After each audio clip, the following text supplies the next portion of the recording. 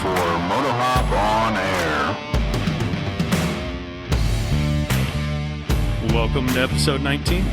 19. That's all you got? I was not prepared. Okay. I was in my head, though, about 20 seconds ago, was like thinking about what would rhyme with 20. But, Oh, well, so maybe next week. maybe ready for the next one. Yeah. Well, we're recording this. What is today? March 11th at a little after 10 p.m., right on time. Woof. Yeah. So it's been like almost a month since the last episode. Double woof. Yeah. So what happened there? Life. I totally failed on my promise to get back to weekly. Yeah, but it is Didn't what have it a is. day off for like 2 weeks, which then culminated in me taking the past few days off straight. Mm-hmm. We have, since the last episode, slightly rearranged the quote-unquote studio in the basement. We moved They the were in a new table. location, if you want to sound Yeah. like we're like forward and Yeah. somewhere exciting. But We really moved the it's- table from one end of the basement to the other. So we are reporting live. Well, not live. Not live from a new location. Yeah. We've been looking at changing our table setup a bit to work towards getting to doing some video to go along with this I audio. do not want to be on video right now. That's okay. I'll just give you like I'll blur you out or something. Behind the screen, we have this sock puppet who's my co-host. Yeah. Yeah. So, what happened? We were at one dot. Are we going to Oh, jump into that? yeah. I mean, So we've hit 1,000 downloads. That's yay. exciting. Thank you all for listening and Or at least downloading. or at least downloading. I mean, none of our business if you listen or not. Yeah. We did get an email after last episode. We did? Yep. Adam, I apologize for taking a month to get back to you. Ah, Adam emailed us about the Beeline Moto, that little GPS unit we talked about last episode. we've mentioned it a few times. Yeah. He said the Beeline Moto is a great little GPS. Just the info you need, no distraction, no wiring. I've had one since they launched to the public and it's been problem-free, which is excellent to hear because I also celebrated a birthday last week. Yay. And one of my gifts was I will eventually get the Beeline Moto 2. Exciting. Yeah. And it should be here before, like, it'll be here this spring. So before Yeah. any heavy riding. So Yeah. that's something to look forward to, something to motivate you to get out when it shows up. Yeah. So you can give a full report once you use it. Full live, well, not live review. Yeah. Let's see what else. Well, did you get anything else for your birthday that was worth reporting on? I was not planning on going this direction, so my mind literally just went blank on every like. Well, like for years, this is the only one. We didn't really go completely all out birthday. We just Mhm. had Valentine's Day and Christmas, and I'm tired. But Yeah. for years, you've every once in a while said you wish you could pinstripe, Oh yes. and Yes. so that wish finally came true. Well, no excuses now, anyways. Yes. You provided me with a pinstriping kit, so I have enamels and brushes, and I need to get some medium to paint upon. But you said you can paint on anything, so honestly, Yeah, essentially. like the wall behind us, you can make us a backdrop. We just need That a seems really slightly ambitious. big piece of paper. Yeah. It'll be fine. You said you can paint on anything. You can Yeah. paint on the table we get. Like, Yeah. have at it. I mean, don't limit yourself to like high-end important pieces of bikes and cars and stuff like Yeah. cardboard from Amazon. Like, that's a great thing about art supplies is that pretty much anything can be an art supply. Like, you just got to do something cool with it. That is very true. And To the some cheaper, the extent. better. There's so many things you get that could be reused, given a second life, before they end up in a landfill. Or maybe even better yet, preventing them from doing so. Yeah. So we'll report back when you have time to got a pinstripe. have art, I'll get we'll have to sit down together and maybe you can be better than me at this. Are you already good at pinstriping or something? No, but I consider myself like fairly well Yes, artistic you in are. general. But there are some things, believe it or not, Mm-hmm. that I'm not good at when it comes to art. Like abstract art, I'm not good at. Symmetry, not good at. So pinstriping, probably not my thing, but I will happily use a weird looking paintbrush to see what happens.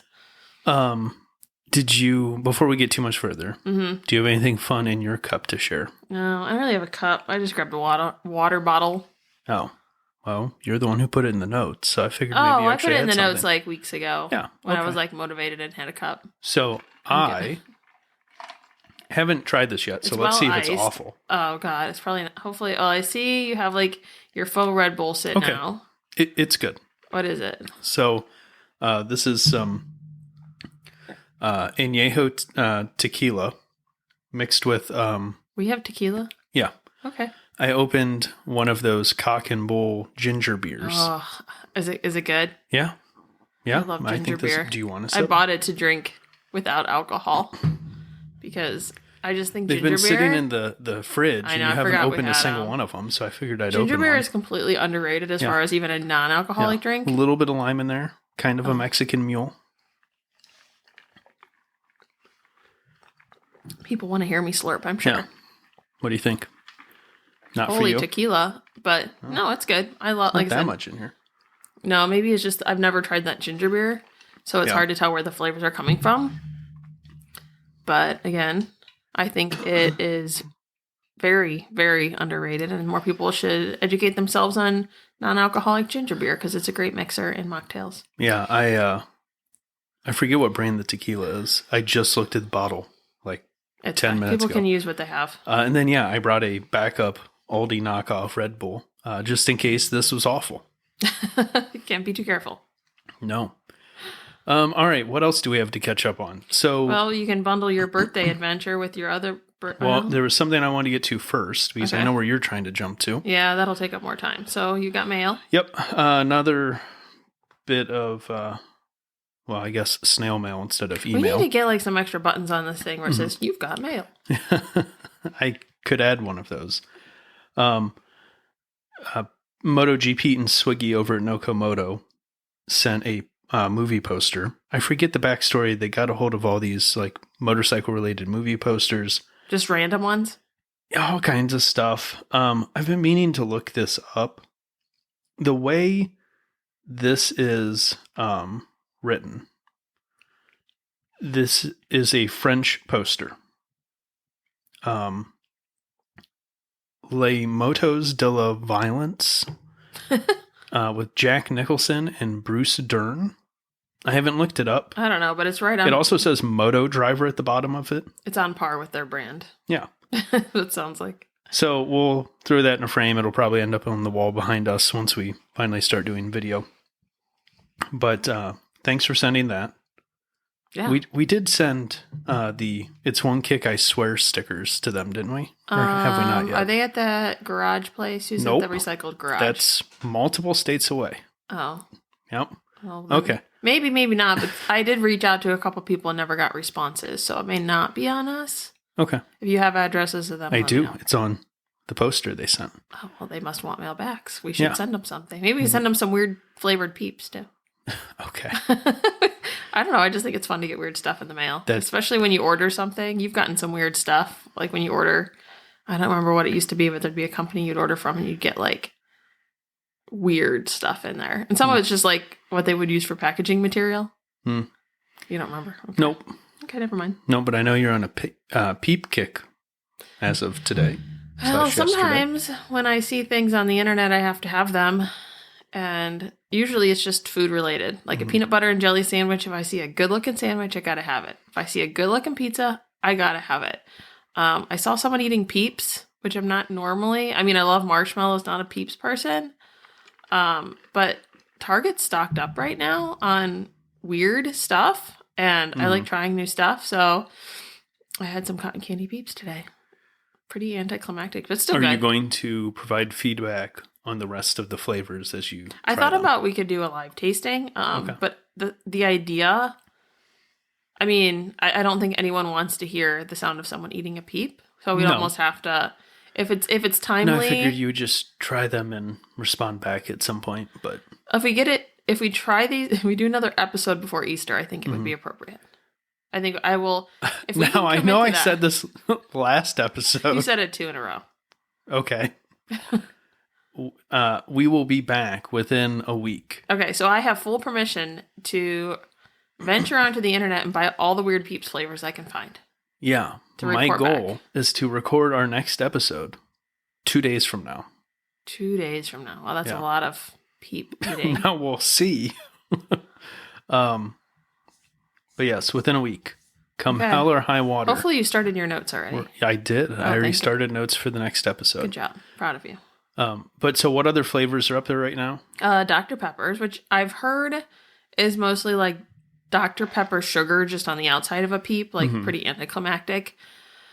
And they're like a blue raspberry icy. like a slurpy icy one. Yeah. Which again, you can't go wrong with like blue raspberry and vanilla, so I feel like pretty easy win there. Yeah. And then there's a strawberry flavored one that's dipped in chocolate. Pretty safe. Was it last year that they had the red hot? Yeah, I think so. Yeah. Need to find those again. Those should come back.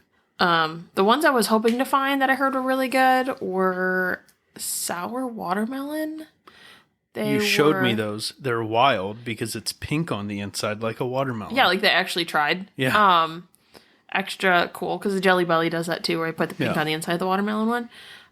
And then they have like a sour, crunchy outside, I would assume. Yeah. Yeah. And we talked about firing up the Solo stove here soon because it's going to warm up. Maybe put It's these bad already boys. starting to warm up. We should put these bad boys on a stick. Yeah. Yeah. See what happens. That reminds me, this is the other thing I wanted to Like say. creme brulee marshmallow. So, weather is starting to break with the exception of snow 2 days ago. It didn't stick. It's fine. No. We've been fairly consistently above 50s. Went out and kind of de-winterized all the bikes the other day because I'm like, I'm going to get some riding time You in. got tags for all of them. Hence Yep. birthday goodness. Went and made my yearly donation to the Ohio Bureau of Motor Vehicles. Do you remember I came in and I said I tried starting 4 of them. And you wanted me to guess which one Didn't start? Yeah. I started the 4 I attempted to start were the Aprilia Scarabeo, the Royal Alloy GT150. You want to give people years? Just so that- Yeah, for so perspective? the Aprilia is a 02, I believe. The Royal Alloy is a, I forget, 2020, 2021. Both are carbureted.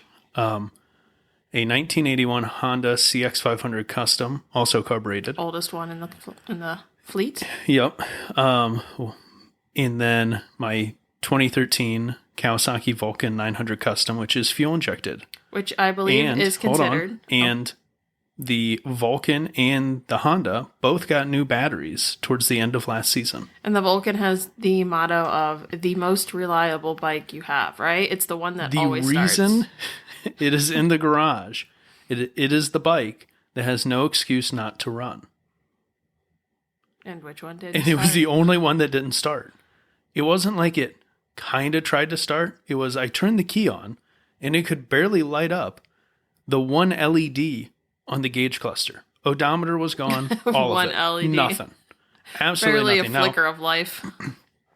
Granted, I had not had it on a battery tender anytime recently. Have you Obviously, done that it before? must have some type of parasitic draw somewhere that I'm going to have to track down. Did you ever like preemptively throw it on a charger through the winter regularly? That is what I typically do with the bikes. Oh, okay. I didn't know if you did that with all of That them. one had not been on in probably, 2 months, 2.5 months. Yeah. She just wanted to be a little dramatic. Now I threw it on the battery tender and it charged up and started fine, and it's been fine since. But it was very ridiculous to me So she can stay. for now. But yeah, got most of the bikes de-winterized. Took the Vulcan out for a bit. Did you give them positive affirmations? Yep. Okay, good. Took the Scarabeo out for a bit. Marches checked off. So you got to get Rascal out yet, or did you not get tags for that one yet? I got tags for everything. Okay. Stickers are on everything but the Rascal and the Harley. Did you get the sticker on my car? Nope. And as we're sitting here talking about it, I'm realizing I haven't put the sticker on my car either. That's okay. Yours is like a fresh birthday. Mine's like 3 months ago. Yeah. But yeah, so far so good on the resolution. We're getting towards proper riding season. Sooner and sooner, at least it feels like. The weather, like I said, it's gonna be been nice pretty tomorrow. consistently above 50. It's gonna High be in for the today was 60s. above 50. Yeah, today was like one Yeah. of the cooler days, which is... We're going to be above 50 until Monday, like a week from today. So what did you say you needed? Heated pants? What do you mean? You have gloves. I got heated gloves. I got a nice jacket. You don't really have I got problems with the jacket. overpants. No, I'm pretty do? good at this point. Boots? I thought last time you rode you got cold. But Yeah, it's just feet. because you didn't have them on. Yeah, no, that's where I was just the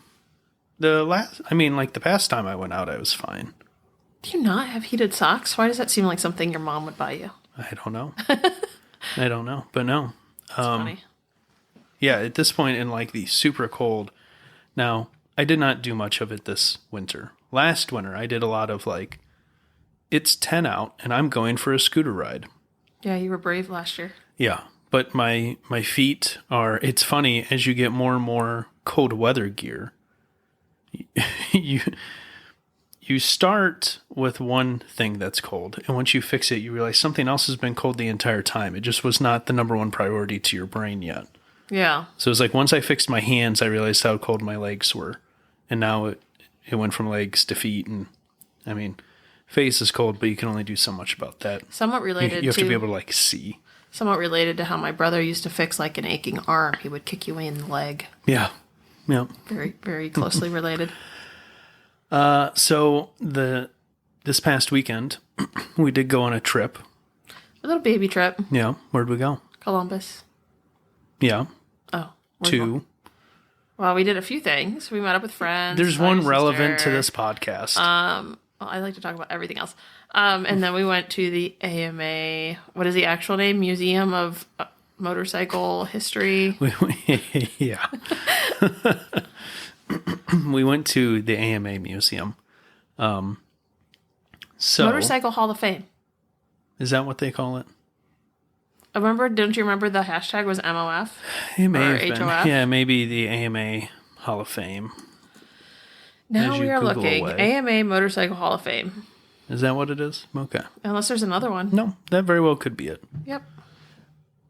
So I put a couple bullet points here that I wanted to talk about. So you kind of prompted it. It was something I wanted to do at some point, but you helped expedite that. Yeah, I need to get out of the house sometimes and I have to bribe you with motorcycles. Yeah. So what did you expect versus what it actually was? Well, I think the Harley Davidson Museum ruined me. Okay. Because In that what was- ways? So big, so polished, so well lit, so big. Like it Yeah. just, and it was very dictated. It had a lot of information, so it'd be like, here's one bike, and here's who owned it and its entire history. Here's one more bike, and this, and then you'd walk into a room and it would have like the wood track racing. Like Yeah. here's one bike, and here's like actual replica of like life size of what the track looked like, and like how, I don't even know how long Yeah. we were there, probably a couple hours. And they had wow. like all the different generations of gas things. It was just like so, well, they have it Now, had a ton of space, very Yeah. clean, very well lit. I didn't know what to expect, but I expected like, I don't know, like an art museum with bikes in it. yeah. So I guess knowing that they refer to it as the Hall of Fame kind of changes my viewpoint on the whole thing. Oh, I threw you a curveball. Yeah, I guess I forgot that they referred to it as that. Yeah, because it featured people almost as much as bikes. Yeah, but so this is what I'm going to say. So the Harley Museum was awesome.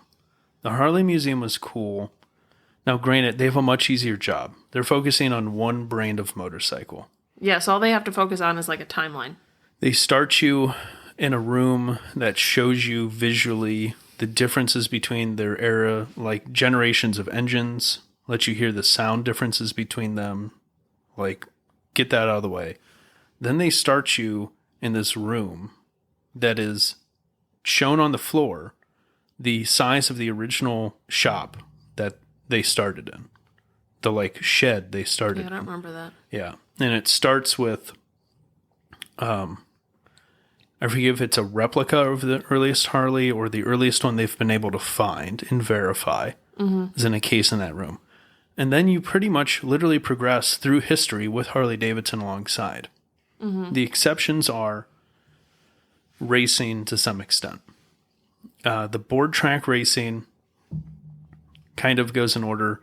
Flat track, like dirt flat track, is a little bit out of timeline, arguably in some ways, just because that spans kind of more generations. Yeah, but it was sectioned off well enough. You didn't really think about it bouncing around because it was so well like segregated based on topic, kind of. Yeah. So the AMA Museum, I will say I enjoyed it. I think if you were close enough or have an excuse to tack it onto a trip, especially if you're an AMA member. It's free. Yep, free. Stop by, check it out. It's very inexpensive otherwise, though. It's only $10 a person. Yeah, I think it's cheaper for kids. I forget what under some age, I think they're free. There was a... Boy Scouts? Yeah, no, Cub Scouts. I was going to say, they're not Boy Scouts anymore because it's like all genders. I think the organization is still technically Boy Scouts of America, but with their age, that was a Cub Scout troop that showed up. But so I said this after we left.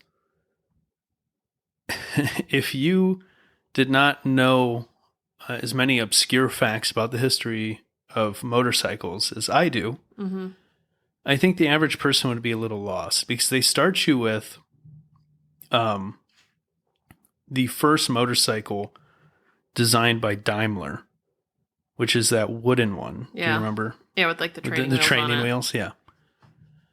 And then you go from that to like behind you is a now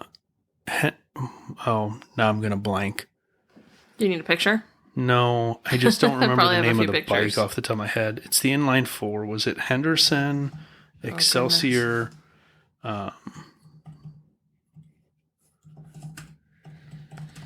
Dead airspace. Yay. I keep trying to mentally compensate for the time change. Yeah, the Excelsior Henderson. Good job. Inline 4. So we like jump a lot right off the bat. And then a couple bikes over, we're into Craig Vetter. And like, I'm excited about Craig Vetter. But it was really weird to be no like... one else knows what his significance is at this point. We're like 3 bikes in. Yeah, we went from, I don't know, what year to like 1960, and I was really confused. Yeah. Like 10, 20 to 60 in an arm span. Yeah. And they're really, I guess like, if I was to give suggestions on how to improve, first of all, they could use more space. And then more information, more engagement. But so I'm going to say, though, I now, in hindsight, after going through the whole museum, understand why the first section was so all over the place. Because they have about 12 feet to give you the history of motorcycles. Because once you round that first corner, we're not history of motorcycles anymore. At that point, we are the Hall of Fame. And they are talking about the entire rest of the place, for the most part, is about racing. Yeah. Different disciplines of racing, what bikes were important to it, people that were important to it, a section of like long distance riders, mostly focused around Harley Davidson. And yeah, so I understand why the first part was so all over the place, And not that I don't think Vetter should have a place, but like, Make sure he's in the right spot. yeah, give people a little more Little progression context. of like, yeah, if we're going to try and do the like history of motorcycles, do it in more than like 6 bikes maybe, which again, I understand I don't it's remember. not as easy as, it's easier to say than it is to do. I'm going to look at my pictures really quick, but I don't necessarily remember, did they explicitly say that's what it was? Like, What, the first section? yeah, like you kind of get the No. gist, like this is old and this isn't, but like I do think there was a bit of like a disconnect. Yeah. And I'm wondering if they would have just put decals on the floor being like the history, you know what I mean? The very first thing you see is the wooden motorcycle, and it says, in the beginning, there was the motorcycle. The world's first gasoline-powered motorcycle started life in 1885 as a test bed for an internal combustion engine. I have no idea if I'm going to pronounce this right. Goebel Daimler's Reitwagen, in parentheses, riding car, set the stage for the smart, inventive, and brave pioneers who followed to create the rich history of motorcycling that is still unfolding today. This replica, somewhat larger than the original, was built here in Ohio. I don't have the picture that shows what's next to that bike. I want to say it may have been I think you got all the a ones Norton? I cooked, didn't you? There's one in there that kind of you might recognize it. It's obviously too far for me to know what to do with it, but here. Can you tell from that? No, this is already around the corner. Oh. This is many many bikes down. But yeah, so it was just interesting because you start there, they're talking about this bike, 1885, you go to Craig Vetter, and then if you look in your picture there, then you hit like racing, and now we're back at 1910. Yeah. And it just feels very much, I don't know, jumping around for people who may not understand the evolution. Yeah, I mean, they had a lot of good stuff. And there was like The Henderson 4. some of the that stuff the was name of the bike. explained and everything, but it was a little tricky. Yeah. Like, you could definitely walk through there. Like, if I didn't have you with me, I would have walked through and been done in like 10 minutes. Because I just wouldn't have been engaged, like at least the size of the Harley Museum slows you down because you're like, oh, there's a whole room, of just gas caps or whatever they're, gas tanks, and that. Yeah. Yeah, they had the really cool wall upstairs that had all of the at least significant paint jobs and tank emblems. Mm-hmm, which was just like really cool as like an artist to like go and just see branding and changing and partnerships and, picking personal preference as like an outsider because I don't really know much about the bikes, but I feel like there's something there everyone can enjoy, and you can enjoy the art of the brand beyond the art of the sport or like the sport itself. You don't have to know anything to appreciate pretty painted gas tanks. Yeah. So the next thing I had on here was, what was your favorite part of the AMA Hall of Fame? Are you asking me? Yeah. I would say the most surprising, I don't know if I could really say like favorite, but like one of the things that like stuck out to me was probably that one really like fast land speed thing that didn't even look like a bike. Oh yeah. Yeah, that I saw that I was like, what is that? The one that was like 18 feet long or whatever. Yeah, like it's like enclosed, and I literally bent down to be like, "Are you sure there's only 2 wheels under here? Like, yeah, are you sure that this even like?" And then it kind of makes you think, like, well, what a motorcycle is? What, anything with 2 wheels? Like, is that where we draw the line? To some extent, it definitely didn't look like I would have assumed motorcycle would have been like open air. Like, well, there's different classes that is specifically was in a streamlined class.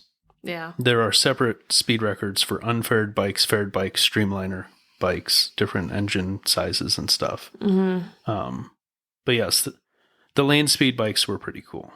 Yeah, it was cool to see one in real life, because if I would have seen just the picture that they had posted on the wall, I would have completely disregarded it as a motorcycle. I don't know what I would have thought it was, but not a bike. Yeah.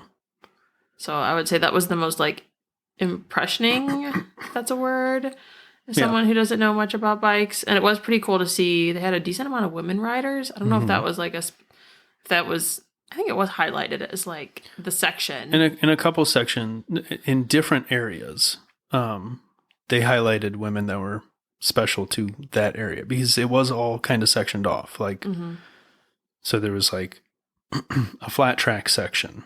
There was a road racing section. Then I think it went to motocross, but not enduro, because enduro was kind of lumped in with off-road racing, like Dakar rally stuff in the next room. And somewhere between there, I think, is when we went through the land speed bikes.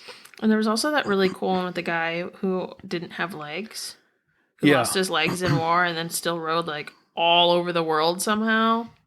That was pretty crazy. If you took the time to like really read and digest that. Seeing his actual bike, I think, was kind of cool because you see he's still got like random scraps of fabric tied on it, and it really kind of like shows the rawness of the journey. Like they didn't just take it and polish it up and like repaint it and make it perfect. It's like, no, it came back and it was pretty beat up. Yeah. That was Dave Barr was the guy who piloted that bike. Alive? Is that a weird thing to ask? I don't know that I looked it up. His leg, granted, he probably has new ones. His prosthetics were also on display. Maybe he just donated them when he got like a shiny new pair of legs. Yeah. Yeah, I don't know that they say how old he was when he did these rides. They should have had him on Long Way Up. If he was still alive. If he was still alive. He was. Yeah. Ish, poor guy.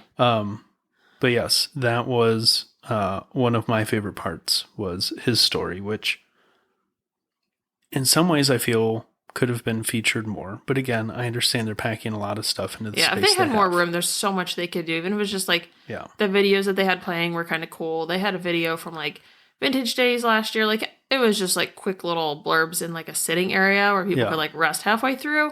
But just the fact that they obviously took the time to update it, and it would probably maybe help with like the kids a little bit. Like those scouts were just running through there because they just didn't know what to do with themselves. Yeah. I'll put together a post, and I'm sure you will too, with some of these pictures. But I took a few pictures of the Dave Barr exhibit and a close-up of his map, the map they had that showed his travels. Mm-hmm. Holy moly, did he get some miles in. Yeah. And I'm sure there's good info out there if people want to look it up. But it says his military career was ended by a landmine explosion that took his legs, but that didn't stop him from completing a series of epic motorcycling journeys around the globe. When they say around the globe, like around, like he got some serious miles in. Currently lives in Bodfish, California, where he runs a motorcycle tour company. Well, isn't that perfect? Yeah, there you go. Good for him. So the other part I would say were my favorites. Mm-hmm. One, I think the Harley Davidsons that they showed off were significantly more authentic than the ones at the Harley Davidson Museum. And I say this as a complete joke because what I mean by that is a decent portion of them had oil leaks underneath them on the floor, which I found hilarious. Experience. Yeah. So in a more serious note, it was cool. They had at least one, maybe two bikes people could, two different bikes people could sit on, which I'm sure is super popular with the kids. The single thing that was probably my favorite was in the basement, in the back corner. I think they may have labeled the room like the archives or something. The cages. Well, before you get to there, you go down. Yeah, I know just what you're talking about. A bunch of bikes are stacked. There was a Honda Mini Trail 50 in there, which is near and dear to my heart, like it is many people's. It was a beautiful example. They had multiple cool bikes in there, including a Cleveland. They had some really clean older Indians. But then, yes, they had this area that was caged. And inside there was a bunch of like, I don't know, marketing or R&D like examples, like a bunch of cutaway stuff. They had cutaways of carburetors. They had cutaways of entire bikes. They had a Honda CB750K that was a cutaway. And when I say the bike was a cutaway, everything. Turn signals were cut away. The gas tank was cut away. The entirety of the engine. The transmission was a cutaway. The exhaust, every single piece of that bike was cut away so you could see the inner workings of it, which I thought was awesome. And I think to some extent people who may not be as well versed in motorcycles may find that interesting to look at. Well, something like, I don't want to say I don't think about it, but it definitely made me think about things I genuinely normally wouldn't. Like, yeah. In a good way, that it's like, oh, wait a minute. Like, it instigates questions almost because you see everything closed off and you're like, stuff happens. I don't understand it. But when you see how simple some of the parts are, you're like, oh, maybe I can understand this. Or, yeah, oh, that's what the inside of a gas tank looks like. Like, that's pretty applicable to anybody. Like, who knew? Yeah. Like, I'm sitting here looking at pictures. One of the front forks was a cutaway. So you could see the dampening rod and the inner workings of it. The rear taillight, I think, was cut open. So much of it. It was just, it was fantastic. Things you wouldn't even think would need to be, but it's relatable. Like, it almost gives you a sense of, like, bravery. Yeah. Like, I'll give you a couple easy wins. So that way you're willing to, like, dig in a little further. Yeah. They had a Moto Guzzi V-twin that must have been some type of display unit. It was like the entire drivetrain, engine to rear axle. That was a cutaway as well. And then they had some old signage. They had a giant victory sign in the basement, which is almost sad in some ways that's like, it needs to be preserved because. Are they done? Yeah. Polaris killed them after they bought the Indian name. When was that? What year? 2017, 2018, something like that. Oh, so fairly recent. Yeah. But we'll be glad they preserved that sign sooner rather than later. Yeah, they probably had it forever, and they're like, oh, dang. Yeah. Winning. Yeah. Would you go again, or did you kind of one and done? I'd probably go again. Give it a few years? Yeah, more of it would probably be like if I'm already in the area, or if I wanted to use it as a reason for a few hour motorcycle ride. Well, and they said that all the stuff in the basement, or a lot of it anyways, is rotated every year. Yeah. So it must be easier to get out. Yeah. But that way, at least something will be different. Well, yeah. And I can understand that because the stuff upstairs, some of it is really packed in there, man. Yeah. Well, and that old stuff isn't going to change, Yeah. Once you've made it, you've made it. We already kind of talked about, I had another bullet point of things you would change, but I think we already kind of touched on that. Of kind just of like more interaction, better maybe labeling to just give some context. Yeah, I wish they had room to do a better history of motorcycles, but even if it was just like a bike per 20 years, maybe, just so people could see the progression. That's a good idea. Another thing they could do would do like self-guided tours. Like a lot of times when you go to an art museum and they give you like a headset, and I've never done one of them to know how it guides you through it, but it would be smart to have one like an audio tour of some sort. Yeah, and maybe like choose your own adventure, and the fact that like you've got two options. Either I don't know anything about motorcycles, like talk to me like I'm 5, or like I built one of these things, like a couple different levels of how they give the tour. Yeah. And that's something that maybe they could set up for limited cost. Like have your employees voice over it. Have someone, writing would probably take the most amount of time. Yeah. But that would be a cool thing to feature, even if it's just, I don't want to say on the website because I don't think everyone needs access to it, but I'm sure there's ways to give them a little iPod Nano or something. Yeah.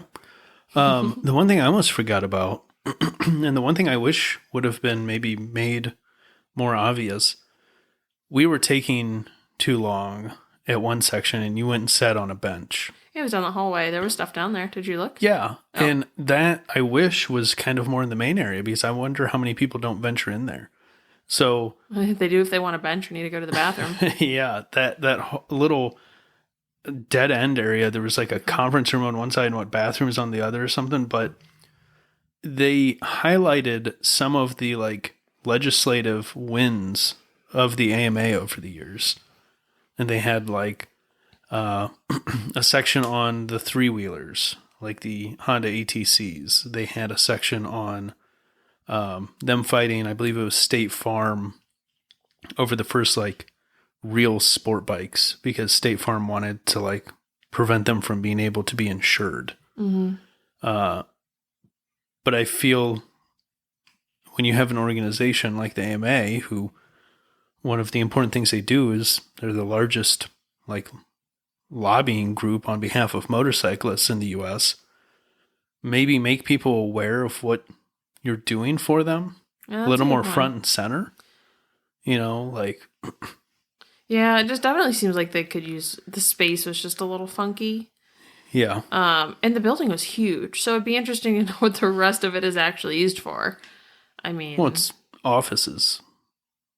Oh, all of, like, AMA offices, you mean? Yeah, as far as I would assume. I guess that makes sense, but... Yeah, I guess, you know, I'm sure they're going to be listening. They could reach out with questions or... if you want feedback, right? Yeah, but it was good. For the price and everything, it was great. But I'm also glad we didn't travel just down there for that.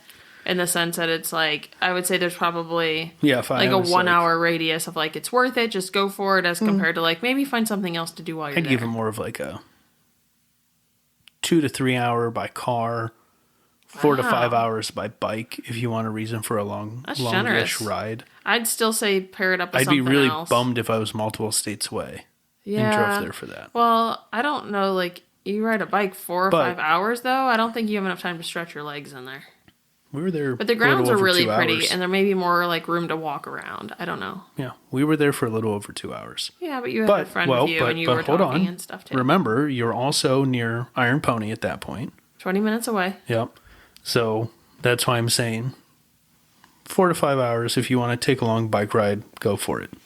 Yeah, if you need somewhere to go, but that's almost like once you do that, you almost have to stay somewhere. But if you can do it in a day trip, go for it. Yeah. Now, granted, I did not do a lot of research ahead of time. Do you regret that, or do you... No, I just don't know if my expectations would have been different. Yeah, I mean, I read like one article I found. Yeah. And I don't think I really... Like, going back and reading it now, I'm like, oh yeah, that's pretty accurate. Like, that's fine. Yeah. At the time, it wouldn't have really meant anything to me because I'm such a, like, experiential person. Yeah. That, like, reading just doesn't do it for me anyways. Well, any other thoughts you want to share on the AMA Hall of Fame before we move on? Happy 100th anniversary. Yeah. We got our swag. Yep, got our swag. Got some stickers, patches, got a shirt. A few old magazines. I had some cool old magazines, just random magazines there for like $1 a piece. And I like seeing all the old ads. So we flipped through there and kind of talked about what exists still and what doesn't. So that was kind of fun. Like, yeah, I think we're going to use potentially some of the old ads as inspiration for stickers. Yeah. At some point. Definitely some cool, like I said, inspiration, bringing in the artwork. It's cool to see who stuck around, who didn't, how things have changed. We did a few calculations. Yeah. We went through and looked at pricing and then put it in like the inflation adjustment. Some of the stuff was accurate. Most of it was Honda motorcycles, Kawasaki motorcycles, and Yamaha motorcycle pricing was pretty true to inflation. Yamahas, and I don't remember, you'll remember the model numbers, about $1,000 a bike. The Hondas were about 30%, 50% more, right? Yeah, but it was like a 350, a 550. So it was like, I don't remember the numbers, but one of them, I think it was a 550-ish. It was like $1,300, and adjusted for inflation, that was like $8,000 or something. Mm-hmm. I'm like, you can go get a Honda 500 for $8,000. Now, what did not adjust well for inflation? I'm trying to remember what it was. The Arai helmet. Oh, yeah. We found an old Arai ad, which was cool because I had no idea it was old. Yeah. That old. I mean, these are from, I think, 75, 77, maybe 79 were the year of the magazines. Yeah. That sounds about right. And what was it, like $27.90? But inflation, it was what, 150 or something? Yeah. But what are they really? I mean, obviously it's not apples to apples because technology's changed so much. On a good deal, you might be able to get into a full face Arai for like $450. Yeah. Yeah. But maybe I don't know. 4. I guess we're going faster. Technology's changed. Again, it's not Yeah, I apples mean, to apples. They were literally stuffing them with styrofoam before. Yeah, helmets have come a long way. So have motorcycles. But it was just funny to see what held true to like inflation numbers and what didn't. Yeah, you'll have to go through there again and look at like the lubes and like I don't know what you would categorize those, like the bike liquids. There's a lot of bike liquids in there. Fluids. Yeah, like Seafoam, if that existed back then, looks like they haven't changed their labeling since. So for you to go through, Loctite was in there. Yeah, Loctite was in there. So it's kind of cool to there's see some like good ones you might be able to flip through and be like, this brand consumed this one or whatever. Yeah. Like that's good stuff apparently if they're in these magazines from like 60 years ago and they were buying advertisements. Yeah. So just a cool way to reflect. Really cool. Like, and you got some coffee table book or something? I bought it was the entirety of a year of the American Motorcyclist magazine from the 90s. So it was every magazine for that year. And what was funny was we thumbed through it really quick, and the back cover ad for every month that year was Joe Cool with Camel cigarettes. And that was like... I wonder how much that cost back then. Yeah, that was peak era of like Joe Cool racing. They were doing like purple and yellow bikes. And so many cigarettes in general. Yeah. Yeah. They had good ads. I mean, honestly, like their marketing, they put a lot of money into running ads for, they were full color. Oh, yeah. Really interesting. Yeah. Well, right. So you want to try to squeeze in a few other things? I will call it a handful of recalls, more than normal. Granted, it's been longer than normal since last episode, so we will be quickish. Let me get the first one pulled up here. 2018 to 2020 Honda Goldwings, as well as a CBR 1000RR models from 2018 to 2019. Honda is recalling because of a problem with the fuel pump assembly. The recall covers a little over 17,000 bikes, with an estimated 1% of those to have the defect.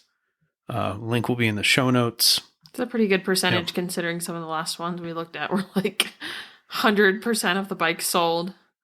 Well, we have some of those coming up. Oh, good. But... NHTSA.gov as always. Let's see. The next one is 2024 Livewire S2 Del Mar. It could shut down in operation. Well, that's a freshie bike suddenly, too. Yep. It has a software issue. The software could cause it to shut down, and it may not be able to be restarted. They are recalling 100% of the population of that bike. All 523 of them. Yep. What triggers that? Just random? Just random your bike shuts off? That's what it kind of sounds like. That would suck. So every once in a while? Yeah, it says it may initiate a shutdown of the entire powertrain if it exceeds the software voltage thresholds. Every once in a while, if I'm on a treadmill and it occasionally stops, my life flashes before my eyes. But like if that happened on a bike, oh. Yeah. Let's see. Over there, update. Notified dealership network. Yeah, again, link will be in the show notes. We have 2023 CF Moto 450 SS's. The telematics box may come loose. That may not sound like a big deal, but what is that? Telematics measures states of the bike. So I don't know. I did not read super deep into this one to see if it has any type of lean sensitive traction control. But basically, sensors that should be mounted in one specific place normally do not respond well when they are no longer rigidly mounted in place. Oh, dear. So that is about 1,700 bikes. They have a VIN range and a manufacturing date range. It says representing 100% of the population again. Affected bikes were produced between February 6, 2023 and March 7th, 2023. On to the next. We have the 2023 Triumph Trident and Tiger Sport 660. This one is not as significant. The fork caps could basically come off. They have an issue with the threading on them. They're going to get new fork caps figured out, get them to dealers. Dealers will replace them. That is, let's see.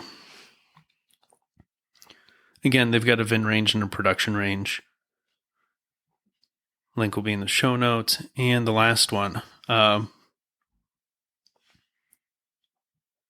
This covers multiple BMW models. BMW has not been having a good time lately with recalls. So this is the 2024 R1250 RT, as well as the K1600 GT, GTL, and B variants of that bike. The front spring strut may lose its dampening ability. Sounds like it's a materials issue. If loss of dampening occurs, it may not be noticed by the rider. Riding stability may be impaired, especially at higher speeds, which could increase the risk of a crash. It says front spring strut may have been manufactured with a proportional valve in the damper made from a material not corresponding to specifications. As a result, the valve may unscrew from the valve post over the course of the service life. If this occurs, the dampening function of the spring strut will no longer exist. Not ideal. No, I don't think there's been a recall that hasn't been a bit of a bummer. Yeah, I mean, the fork cap ones are probably the least serious one we've covered lately. All right, that is it for recalls. So, on to news. Any of them you want to start with? Any of these pique your interest? I got excited about the backpack, but that's way at the end. I put it at the end for a reason, to wake you back up at the end of the show. No, you could just go. Okay. I did read on a little bit on a few of them, but some of them I'm like, yep, way over my head. When I can't understand the title, I'm not really tempted to read the articles. Okay. I will do my best to follow along. Let's see here. Dennis Chung over at motorcycle.com. Again, just absolutely on it. He has a leaked document from India, and apparently he doesn't just beat up on Harley Davidson as it felt like for a while. Indian is going to be bringing a liquid-cooled V-twin engine to touring models for 2025, the Roadmaster and the Chieftain. This engine, it sounds like, is going to be referred to as the Power... hold on, let me back that up. Yeah, Power Plus engine. It's a new version of the Power Plus that currently powers the Challenger and Pursuit models. It's going to be a little over 1,800 cc's, 112 cubic inches. And we'll see if that forces Harley's hand for them to start looking at liquid cooling some of their bigger touring bikes. I doubt it. Seeing as the pushback they had when they tried to just liquid cool the heads on the Rushmore bikes. Honda's got a couple interesting patents that Cycle World's been looking at. The first one is Honda is working on crosswind assist technology and lane assist. I looked at this one. Okay. What do you feel about it? I want to know how they know it's a crosswind and you're not just swerving for like an animal. Yeah, that I'm sure there's some brilliant engineers somewhere looking at accelerometer inputs to figure out that. Just like Apple, for the most part, can tell whenever you have fallen or been in a car accident and not just dropped your phone. Yeah. Right? I mean, I guess that's probably part of the patent. They don't want you to really know everything. That's one of the things that had me thinking that, like, even driving back from Columbus yesterday in a car, obviously more gusts because we're a larger surface, but it's kind of like, it's tough. Yeah. This is what weirds me out slightly with this. So we covered a software issue with the Livewire, right? Mm-hmm. So this puts a servo-assisted steering device on the bike. Basically, the computer is going to be able to steer the bike to some degree through this steering actuator. That'd be scary as a rider if your bike took over. I mean, cars are doing it right now. Mine right? doesn't. I guess I've never driven with it. No, but it is a weird idea to be giving up control to a computer. And as long as the computer knows better and they put proper fail-safes in place, and we should have some type of regulation mandating a certain level of like software, I'm going to call it cleanliness or quality. That's the word I'm looking for. Then I think most of us concerned with this would probably feel better about it. But when we're like a few bad lines of code away from finding an edge condition where the steering actuator just like jams your bars to the right while you're doing 70 down the highway, not a cool idea. No, it'll take a while, I think, to maintain the trust of riders doing this. Yeah. I think that's something you kind of have to learn anytime you implement something really dramatic. Yeah. I mean, same with EV. I mean, you just have to gain the trust of the riders. It's a good technology. So, in due time. Yeah, I think my favorite part of the Cycle World article, though, was the top comment. It said, "I'm not sure how I survived the last 45 years on a motorcycle." Goes on to a lot more. But that's kind of, I get that point of view to some extent. We want manufacturers to be working towards new technologies that make it safer for us. The problem is that line is in a different place for everyone. Well, yeah, it's definitely like a moving target to an extent. Yeah. Like everyone's going to have a different variance, and maybe that's an add-on feature or something. You know, it doesn't have to be just because it's on your bike. Do you have to use it if it makes you uncomfortable? Yeah. But you're not going to get comfortable unless you use it. And just like anything that's like changes with generations, maybe the next generation is going to be so used to it with their cars, it's not going to be a learning curve for them. Yeah. Well, and the other hiccup is trying to do these automated features on motorcycles. Like, I think at least a large portion in the US of motorcyclists enjoy motorcycles because of the amount of control and like input you have to put into the machine. Mm-hmm. Right? Like, with the exception of Honda, there's not a lot of automatic motorcycles, right? There are very few cars and trucks and SUVs still available with manual transmissions. So people are getting lazy. You've got a user base who is choosing their motorcycle as their escape because they're fully in control of the machine. And you're working towards technologies that removes that control from them. Yeah, but again, I think as in any form of evolution, you will acclimate. And maybe it'll communicate better with those of the other vehicles. Who knows what that actually means for like the awareness of other vehicles that are trying to, watch the lane changing and everything else. Yeah. Honda is also working on a new airbag. Did you look at this one? It gave me life jacket vibes. Yeah, so it's pretty wild. So Honda's had an airbag option on the Goldwings for a while. And this is different. This would be mounted on the portion of the gas tank that faces the rider.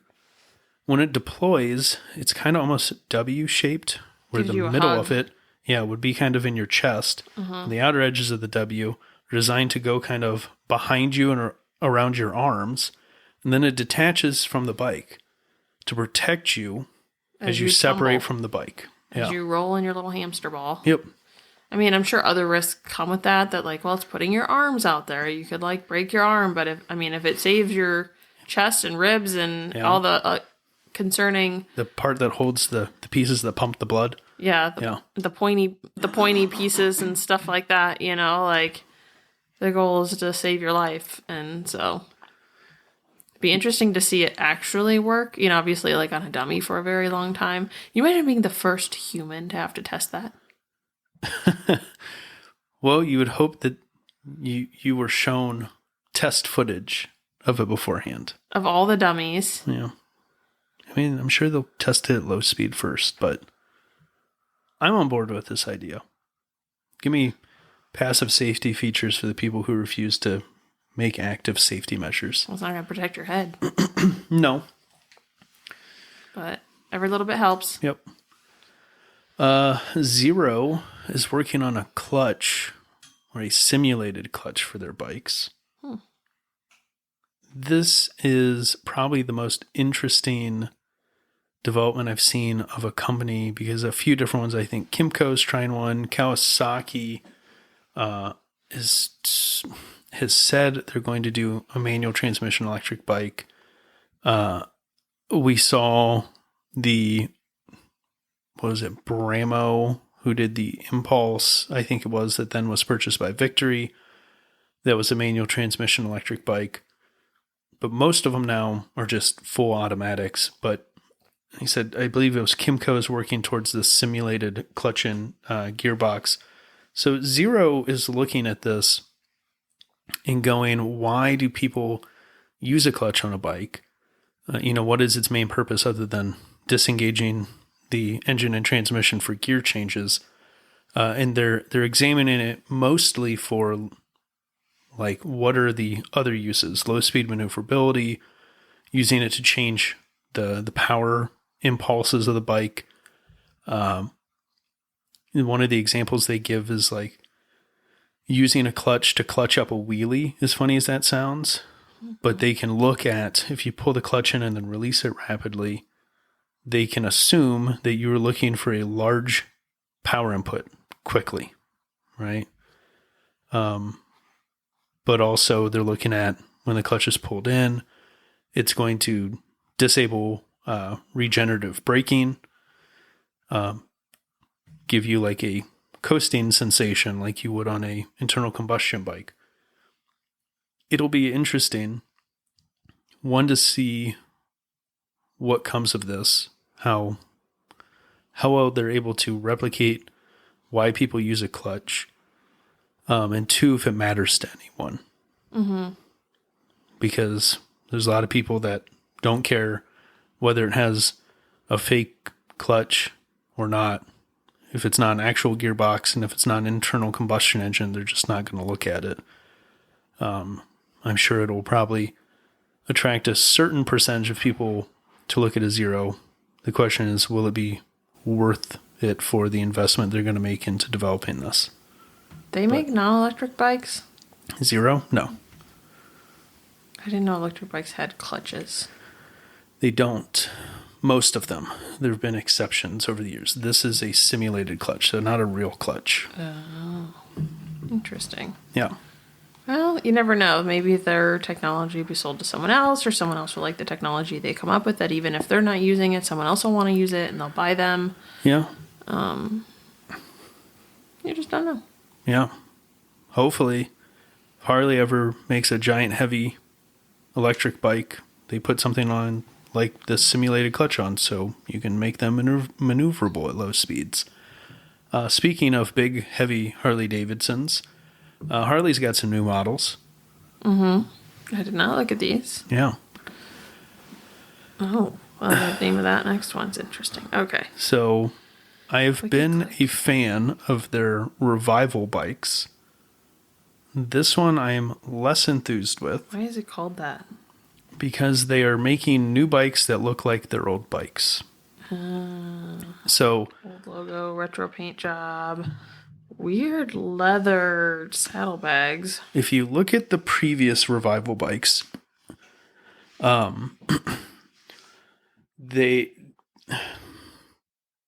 first off, this is the first one that's not a touring chassis bike. So they released the Hydra Glide Revival. This is the first revival on the Softail platform, which is kind of weird to me because, well, the Hydra Glide should arguably be on the touring chassis, and they decided not to do that. What they're doing is they're dressing up Softail heritage, essentially. You're paying a premium for it over normal Softail heritage. Yep. An additional Harley premium. I like the logo on this one. Yep. It is one of my favorite Harley tank badges, historically, the big V. Yeah. Oh, wait. Are you looking at the red one? Red and white? Yeah. Oh, I Yep. moved on. I like the next one better. You moved on to the next new bikes? Mm-hmm. Okay. I couldn't tell if it was like... I'm a little That's fine. confused on how these are related. They both say, oh, it says along with the Harley Glide Revival. Yes. Okay. I thought maybe this was just a second color of the other one. Nope. Okay. So the Hydroglide Revival, they're making 1,750 of them worldwide. Red and white, leather saddlebags, leather solo saddle, tooling and, bedazzling on it. It's a good looking bike. I don't have any issue with bags. that. Yeah, the bags are Little period correct for what they're trying to replicate. You think this is gonna intrigue any less than 40-year-old riders? If this was not a $25,000 MSRP, technically $24,999, it just seems like I'd be more intrigued with it. The style, giving me boomer. 60-year-old biker would love those saddlebags and the bedazzle, but I just don't know that modern. Yeah, I feel like I'm do. beating a dead horse here because I'm pretty sure I've said it before, but it seems very obvious from the decisions that they're making. They're reverting to the sell the boomers their last bike before they die. Or stop riding. And make as much. Boomers. Well, I'm saying, everyone's going to die at some point. We're all getting older. The we can't stop have that. Money, too. Well, which is why they're targeting them to some point, because they have to find people who can afford the bikes that they want to sell at the price points they're targeting to hit the profit margins they want. Yeah, they want the money. Because they're also trying to do this increase in revenue and profits while producing less units. Mm-hmm. So you got to get that margin up. Yeah, so the price of each unit has to go up if you're going to reduce your overall units sold. I don't know. There's, like I said, it intrigues me. I'm sure plenty of people who are intrigued with it. You like the saddlebags? And won't bat an eye at that price because they're going to be told that they can get it for $250 a month for the next 20 years of their life or whatever. At a 40% interest rate. The saddlebags I'm fine with because it's period correct for that bike. I have preferred their other revival bikes more. But so the other bikes they released are the Tobacco Fade Enthusiast Collection. Which is beautiful. They've released the Lowrider ST, the Ultra Limited, and the Tri-Glide Ultra. The logo, is that an actual Harley logo or is that special for this? I don't know if they've used it before. It basically looks like a vinyl record almost. It gives me 80s metal band, and then the one on the front fender. Is that what that is? Yeah. It looks like a guitar pick. It does pick. Look like a guitar pick. And it's this kind of, gold, brown, orange. It's definitely fade to black. It's a good looking paint scheme. It's an airbrush kind of vibe. Yeah. But yeah, it definitely gives me retro metal. Yeah, like I said, I dig the look of these bikes. Some of the better paint schemes they've put out. The one they've released in the past few years that I enjoyed the most was the El Diablo Lowrider ST. It's on the eventually maybe has a home in the garage list, but gonna need a bigger garage. Yeah, well, if the Vulcan keeps deciding to not start, I may have a hole for it. That sounds like a threat. Yeah. Okay. So next story. I am a NASCAR fan, and when I heard Trackhouse was purchasing, and I should have put in the notes here, I don't remember what team they basically bought. Another team was forced to sell. Essentially, there were some weird dealings with sponsors and stuff. And anyways, Trackhouse has 2 MotoGP bikes now. So I'm interested to follow them this year. First race, not the best results. They finished 15th, and the other bike scored a DNF. It did not finish. Oof. So we will see. It's really only up from here. All they have to do is get a second bike to finish a race, and we've already improved from week 1. Interesting. MotoGP is going to be on TNT this year in the US. So better coverage than normal, in my opinion, because I couldn't have told you where it was last year. Did we get that channel? I think it was, yeah. I think the year before I bought the MotoGP, one of the streaming subscriptions to be able to watch a couple of the races. When is that? What month? What? MotoGP? It happens. Oh, it's multiple. It's probably like whole season then. Yep, whole season. Like other racing leagues. Yep. You excited to watch motorcycle racing? I'm just trying to figure out if it's going to overlap with like football season, NASCAR season. No, yeah, NASCAR season is now, MotoGP season is now, Formula One season is now. I don't remember if IndyCar started, but IndyCar should be going now if it's not already. It is racing season. Yep. Till the fall, and then it's back to football season. That's why our dog has been moving so fast. That's why she's been running around. Running in circles. Yeah. Because you probably leave these channels on when you're gone, and now she's like, thinking she's in NASCAR. Yeah. Moto Guzzi may be reviving, again, who knows if the pronunciations can be correct on this, the Stornello name for a scrambler. Ooh, I like the look. So there are 2 opinions shared between a few journalists that have covered this, that it may be built on the V7 platform, which it's kind of seems needs a little love. The other option they've been floating is because their parent company is Piaggio, like Aprilia. Aprilia has that fancy new 457 engine. What if Moto Guzzi had a small displacement single-cylinder scrambler for sale for an entry-level price point? That'd be a cool idea. It would be a cool idea. You should tell them. Yeah. You should send them a postcard. Yeah. So we'll see. They've basically been following developments on the trademark filings. Hopefully we see some progress on this.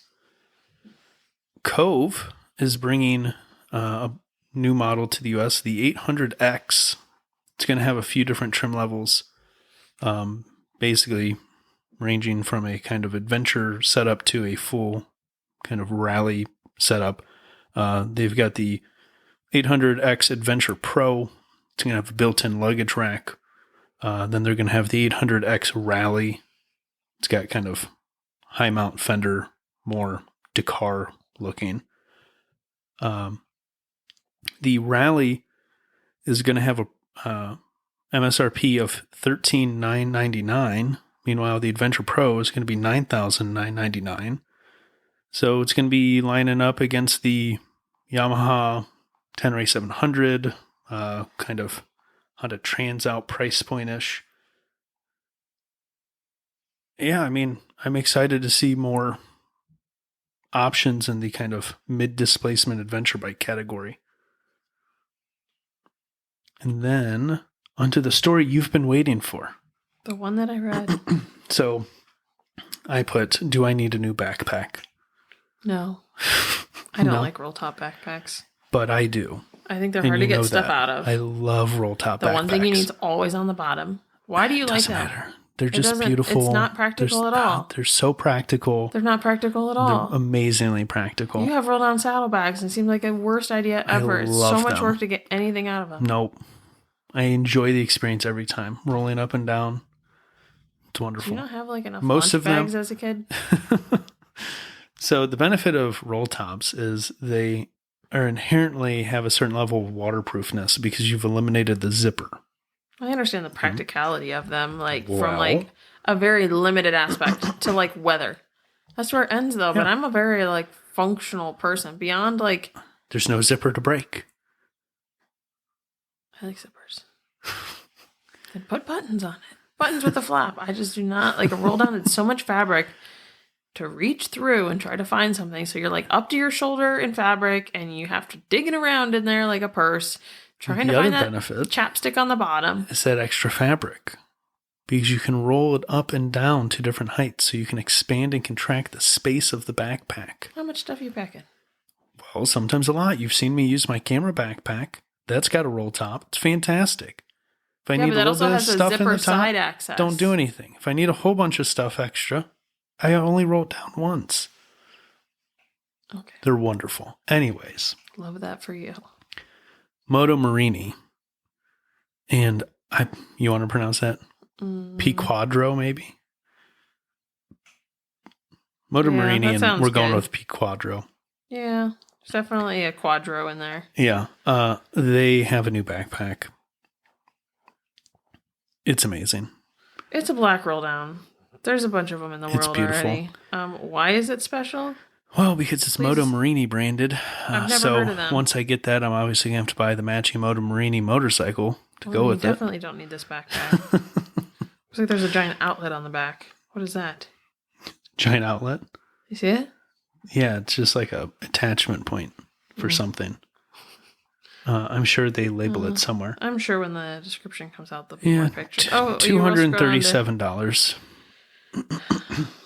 I mean, for luggage, I'm willing to spend on luggage, but it is not very big. 25 liters. Not very big.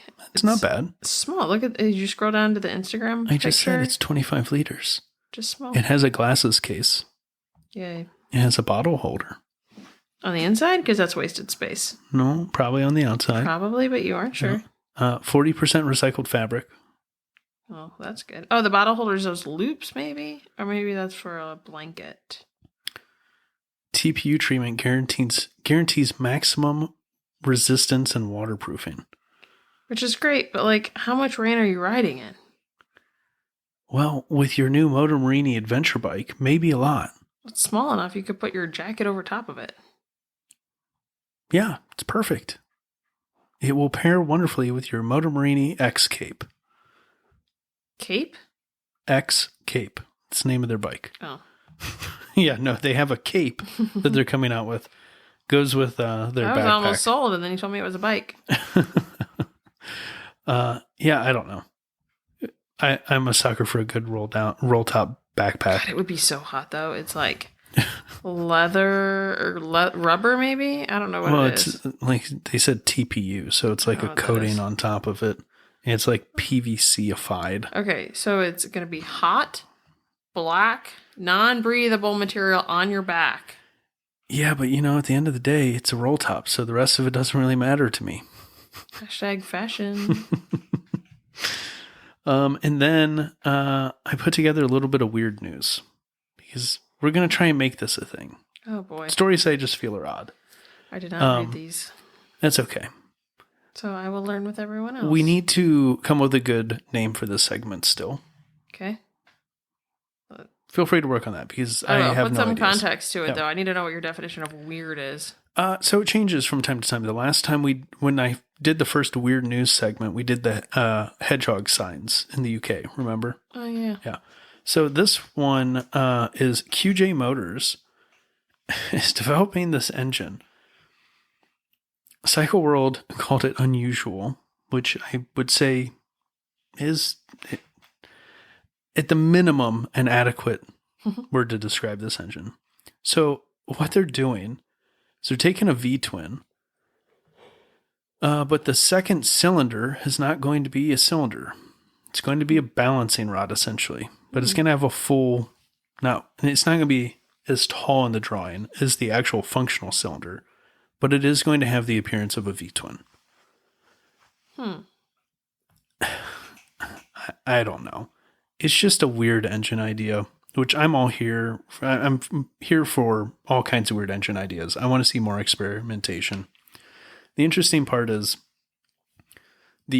so it's a connecting rod with a piston on it still, sort of. Piston's different. It has a big hole cut in the middle of it, so it doesn't build compression. It seems to me that you're going to have like crazy air movement inside the case of this engine. because of that. I don't really know what they're going for here, other than they're going to be able to sell small bike with a smallish engine that's going to look like a V-twin. That's kind of it. That's all I got. Well, maybe someone else will find a better use for it. And then the last one here, this is mainly, I want to touch on it. We might cover it more next week. I might feel like writing a blog post on it. Ride Apart did great coverage on this. Stark Industries with their Varg and their battle with the FIM. The short version of this is Stark built out a race team, built a bike, acquired riders and talent for this race team, built it exactly to the guidelines set forth for an electric bike in a motocross competition from the FIM. And then when it came to come time to race this year, the FIM said, actually, we're not going to allow you to race. We've got to rewrite all of our electric bike rules. We're not sure about the safety. We're not sure about this, that, and the other. And have basically eliminated the option for electric bikes to be able to compete.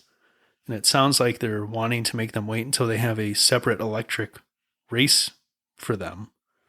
And Stark, I believe France is already racing against gas models. Let them take a stab at it and see what happened. Well, and the funny part they bring up is one of the FIM's argument is safety of like, if this bike wrecks, like, what if it, catches fire? And it's like, but if that was your argument, they've let them do exhibition laps. If you were that terrified of this bike running around the track for safety, you shouldn't let them go around the track at all. Whether it's during the race, before the race, or after the race. If you're worried that this bike being in the stadium is a danger to the spectators, why are you allowing it in the stadium? And then not allowing it to race? Yeah, that seems like an afterthought. Well, it seems like they're not allowing it to race because they're worried that it might beat the pants off of the people who've been paying money, the other manufacturers, basically to keep the racing alive. Yeah. Electric vehicles, if that was to happen. Yeah. That would be like revolutionary. Yeah, well, they've been doing pretty good in the areas that they've been allowed to race. So could have been a big thing. Yeah. Well, anything else you want to cover? I don't think so. Well, hour 22. That wasn't too bad. I'm still awake. You are still awake. I will crash in 3 minutes. Well, like I said, next week, possibly in a couple days, another episode. Possibly. Don't overpromise yourself. I've never been one to blame for your negligence. Keep the emails coming. I appreciate getting them, and I will get to them sooner in the future. I will not make you wait a month to hear a response. No. Yeah. You did read it right away. I did. Yeah. I should have sent a reply, but I'm like, I'm going to record an episode this week. I'll just hit it on air. And then 3 weeks later. Poor guy. Adam, I appreciate your email. And sticker sales have been going good. Got another order. Got to ship it out tomorrow. Had lots of orders. Moto Compactos are selling like hotcakes. They are. Because what did the stickers, that guy say? not the actual legit? ones.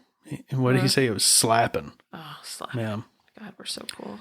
Yeah, apparently there's still supply chain issues with those things. The real ones, not the stickers. Stickers are well stocked. We have stickers. We ordered a bunch last time. We saw one on Facebook for like $300 over sticker. Over MSRP. Yeah. We've been talking about getting some new sticker designs figured out. Hopefully getting some shirt designs figured out before Vintage Days at least. Yeah, that's more like a realistic deadline. Let's not promise anything before July. Yeah. No, we're just shooting for Vintage Days. Got a lot going on, but things are happening. Things are moving. It's just a little slow. That's a good one. I'm going to throw this in the notes. We're going to talk about some of our pre-planning for Vintage Days in the next episode. Okay. I've already made one point I've thought of one point that I want to make for that conversation later. Okay. I'm ready. Well, I think that's it. All right. All right. Well, see you next week. Bye.